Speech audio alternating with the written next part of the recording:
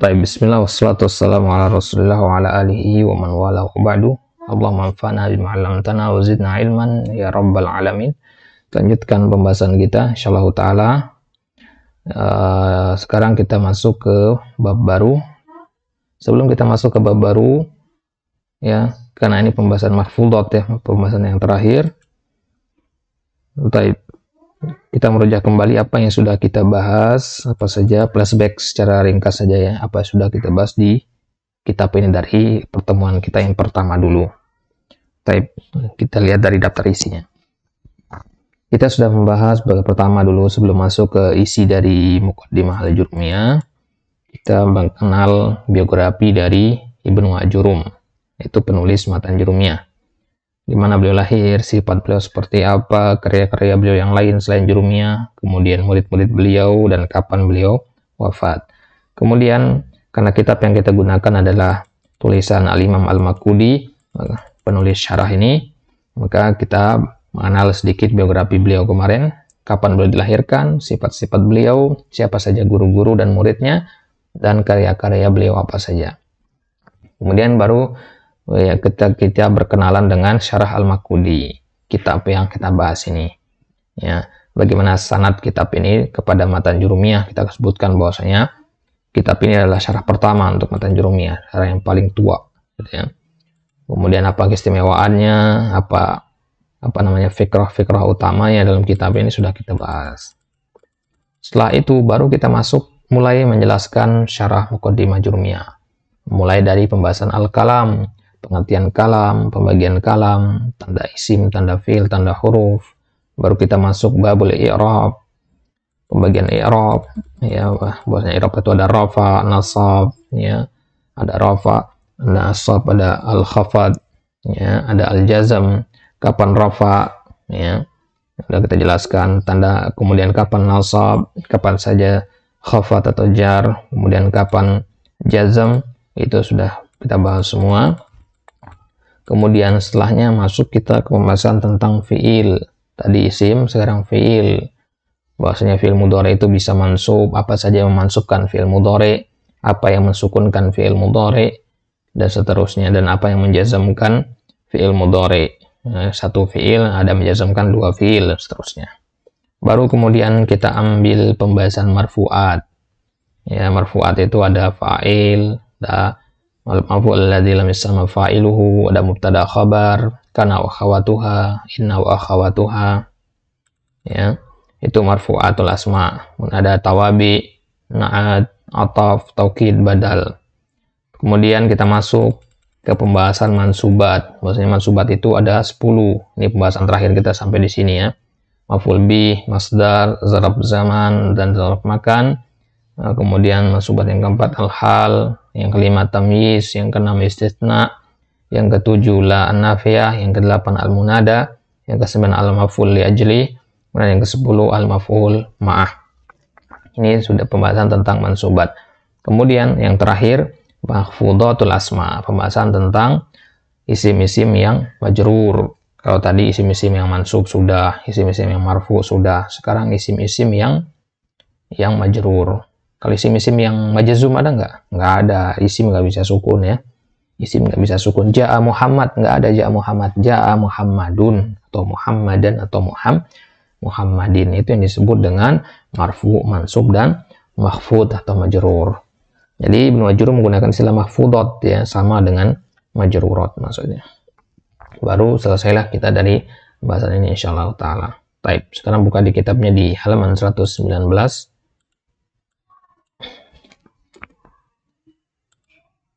Bab mahfudhatil asma. Faqad taqaddama annal asma ala thalathati aqsamin.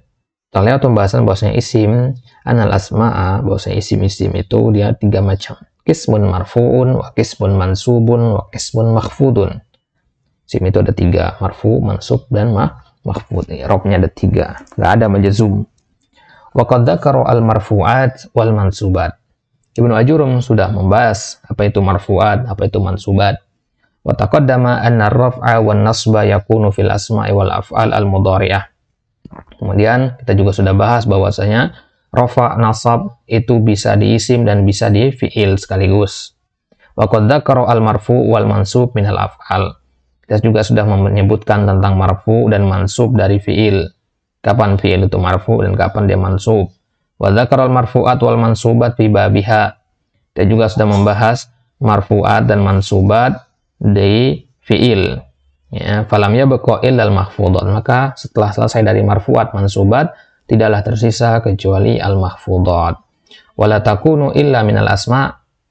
Ya, dan namanya mahfudhat itu hanya isim saja. Ya, kalau mansubat itu ada fi'il. Ya, ada fi'il ya. Kalau marfu'at juga ada. Ya, fi'il yang mansub kan ada. Ya, fi'il yang marfu juga ada, tapi fi'il yang majrur atau fi'il yang mahfud nggak ada, karena dia merupakan kekhususan isim. Kama anal majazumat, sebagaimana yang majazum la takunu illa minal af'al, sebagaimana yang namanya isim majazum itu hanya ada pada fi'il, tidak pada isim. Jelas ya? Taib. Wa dzakara fi hadzal bab al-mahfudhat. Maka sekarang kita masuk ke al-mahfudhat. Al-mahfudhatu salatatu aqsamin. Mahfudhat itu ada tiga kelompok. Mahfudun bil harfi, wa mahfudun bil idhafah, wa tabi'un lil mahfud. Jadi kalau kita ketemu suatu isim majrur, kita gunakan istilah majrur yang lebih familiar ya. Walaupun di kitab di sini ditulis mahfud. Mahfud ini baca saja majrur. Enggak ada bedanya.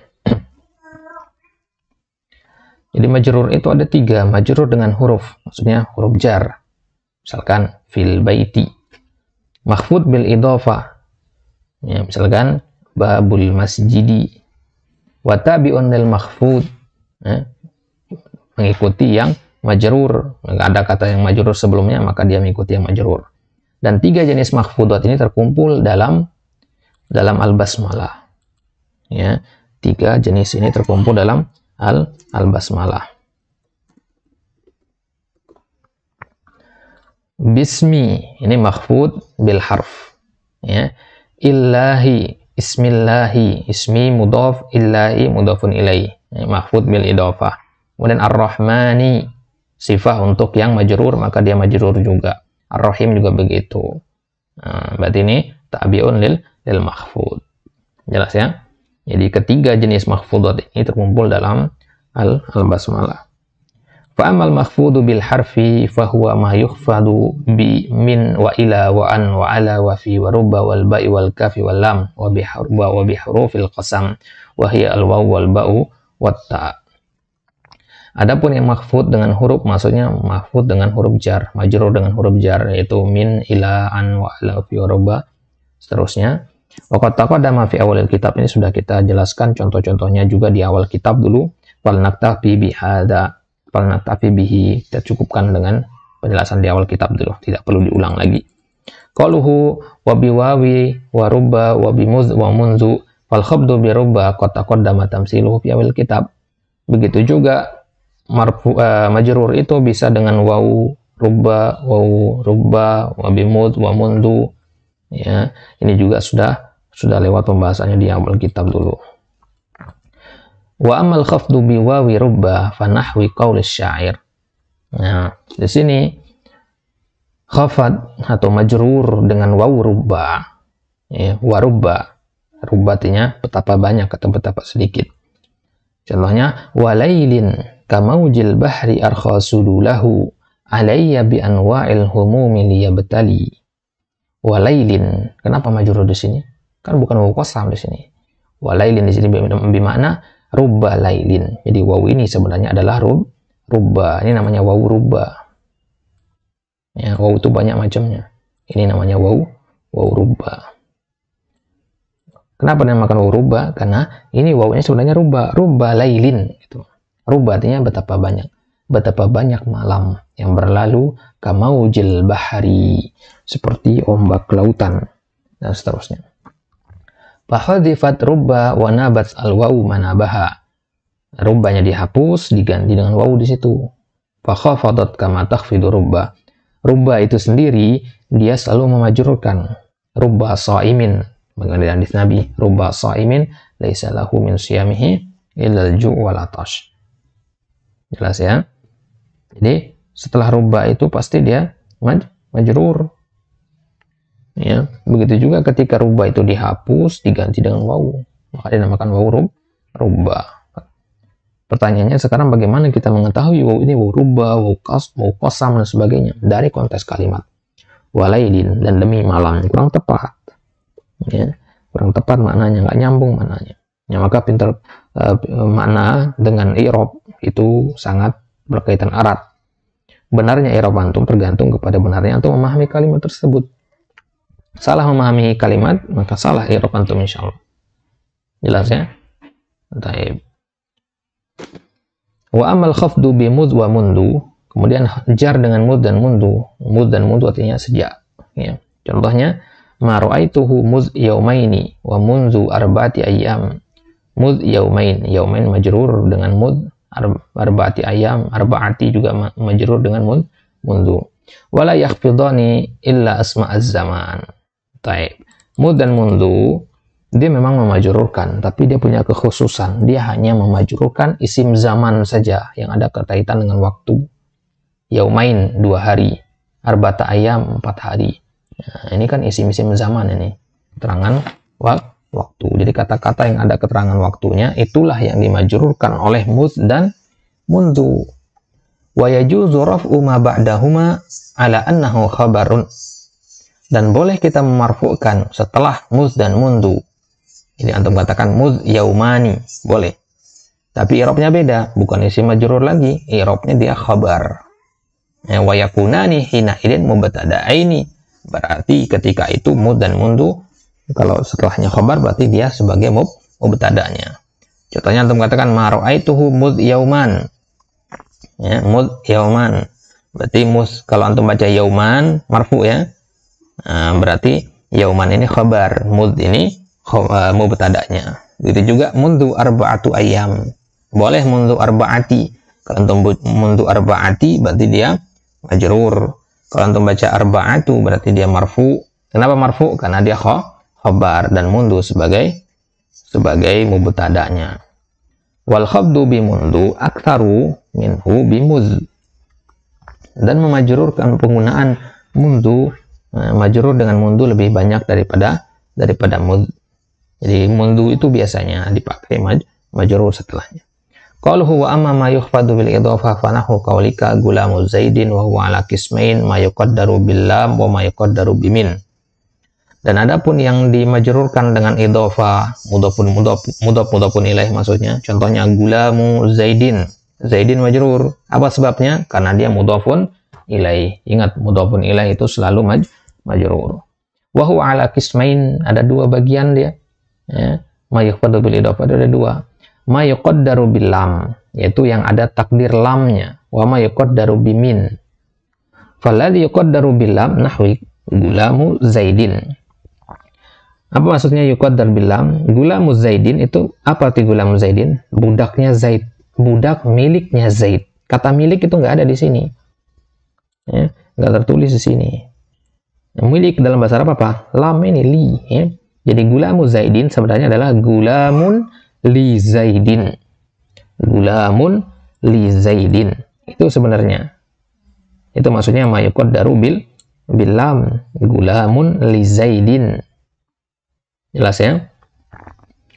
Walladhi yuqaddaru bimin nahu thawbu khazzin. Dan ada juga bagian dari idhofah yang dia muqaddarnya adalah huruf jar min. Gulamu li zaidin itu lam. Kalau min contohnya thawbu khazzin. Thawbu khazzin. Ini mudhafun ilaih majrur. Kenapa? Karena muqaddarnya min di sini. Thawbun min khazzin. Khazz itu artinya sutera, ya. Khazzin itu sutera. Jadi thawbun min khazzin artinya pakaian yang terbuat min khazzin, dari sutera. Jelas ya? Coba untuk takdirkan lam di sini. Thawbun li khazzin, pakaian milik sutera. Kan nggak nyocok. Jelas ya? Ya, jadi dia takdirnya di sini huruf min. Ya. Kemudian contoh selanjutnya, babu sajin. Babu sajin. Sajun itu kayu jati kalau bahasa kita ya. Sajin itu, sajin di sini dibacanya, itu kayu jati, jenis kayu yang kualitas bagus, kayu ulin atau kayu jati. Jadi pintu yang terbuat dari kayu jati. Babu sajin, di mana babun min sajin. Babun min sajin. Wa khatamu hadidin. Khatam cincin, hadid besi. Cincin milik besi atau cincin dari besi? Cincin dari besi. Khatamun min hadidin. Khatamun min hadidin. Baik. Ilam anal idhafata ala ma'na lam ala qismain. Ya. Lam itu sendiri dia ada dua maknanya. Qismun takunul lam fihi lil milk.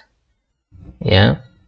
Yang pertama untuk menunjukkan kepemilikan lam itu. Contoh yang tadi gulamuz zaidin malu amrin, takdir gulamun li zaidin malun li amrin, itu menunjukkan kepemilikan di sini. Gulamun li zaidin, gulam milik zaid, menunjukkan kepemilikan. Falam fi hadaini wa nahwihima lil milk fa innal gulama milku zaidin wal mal milku amrin. Wa qismun takunul lamu fihi lil istihqaq. Tadi untuk kepemilikan, inti untuk istihqaq. Apa istihqaq? Kita lihat babud dari wasarjul farasi. Babud dar wa takdir babun liddar. Ya. Istihqaq itu artinya menunjukkan keberhakan. Babud dar, pintu rumah. Pintu rumah. Di sini takdirnya apa? Lam. Babun liddar. Kalau Anda terjemahkan pintu milik rumah, kurang tepat. Ya, babun liddar, kurang tepat. Ini bukan kepemilikan li-nya di situ. Li-nya di sini beda, untuk istihqaq namanya, untuk menunjukkan keberhakan. Babun itu memang berhaknya, pintu itu memang, rumah itu memang berhaknya punya pintu. Jelas maksudnya ya? Ad-dar, rumah. Rumah, ada rumah nggak punya pintu? Nggak ada. Ya, normalnya rumah itu ada pintunya. Maka babun dar itu maksudnya apa? Babun liddar, maksudnya dar itu istihqaq, dia punya hak, dia normalnya dia punya pintu, itu maksud babud dar. Wasarjul faras, pelana unta, bukan berarti pelana itu milik bukan unta, kuda ya, pelana kuda, bukan berarti pelana itu milik si kuda, meskipun takdirnya lam di situ. Sarjun lil faras, maksudnya al faras itu berhak punya sarjun. Normalnya kuda itu punya pelana. Normalnya santri itu punya kitab. Ya. Normalnya imam itu punya hafalan. Ya. Normalnya ya kuli bangunan itu punya alat-alat tukangnya dan seterusnya. Itu maksudnya di situ. Jelas ya? Wa taqdiru babun liddar wa sarjun lil faras fallamu fi hadaini wa nahwihi ma lil istihqaq, bukan lil milk. Kalau lil milk nggak bisa karena dia benda mati. Li'anna dar la tamlik, rumah itu nggak bisa memiliki sesuatu, nggak bisa menguasai sesuatu, maksudnya tidak seperti manusia. Muhammad boleh memiliki sesuatu karena dia manusia. Ya. Kalau benda mati bagaimana dia memiliki sesuatu? Lakin hatastahik an yakuna laha bab, tapi dia berhak punya pintu. Wal faras aidan yastahik an yakuna lahu sarjun, punya pelana. Wa ammal ladzi qaddaru bimin panahu babu sajin wa saubu khazin ay babun min sajin wa saubun min khazin wa huwa ala qismain. Kalau alam tadi kan ada dua ya. Alam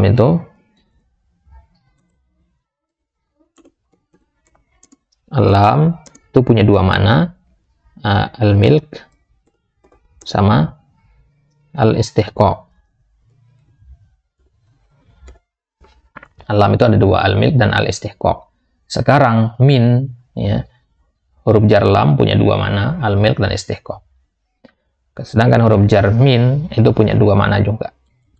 Idhofatun nau' ilal jins, untuk mengidhofahkan jenis nau' macam kepada jenisnya. Khatamu zahabin, wa idhofatul jins ilan nau', sebaliknya hadidu khatamin. Ya, khatamu zahabin, khatam zahab artinya apa? Cincin emas. hadidu khatamin. Hadid sebaliknya, besi berbentuk khatam. Kita lihat. Wasaj naun minas syajar. Saj itu jenis pohon jati kalau bahasa kita. Kemudian al-khazzu naun min thiyab. Waqad ukhtulifa fil khazzi faqila makana saddahu min haririn wal luhmah bil wabar au bil kuttani bil qutni. Nah, ini tidak ini apa namanya faidah saja di sini. Perbedaan para ulama dalam memahami al-khazz sutra itu ada yang mengatakan seperti ini, makana saddahu min haririn, yang terbuat murni dari harir, dari sutra, wal luhmah bil wabar. Ada juga yang mengatakan yang menggunakan bulu hewan dan seterusnya. Ada juga yang mengatakan yang dari kapas. Baik, itu tidak penting. Lanjut. Qala sahibu khulasatul muhkam wa huwa arabiyyun sharih wa dzakara Abu Mansur al-Jawaliki fi kitab al-Mu'arrab min al-kalam al-ajami an Abi Hilal annahu dzakara an ba'd al-lugain annahu farisiyyun mu'rab. Kata khazun itu dia bentuknya adalah farisi mu'rab. Ini tidak penting juga, ya. Jadi kata khazun itu adalah farisi mu'rab.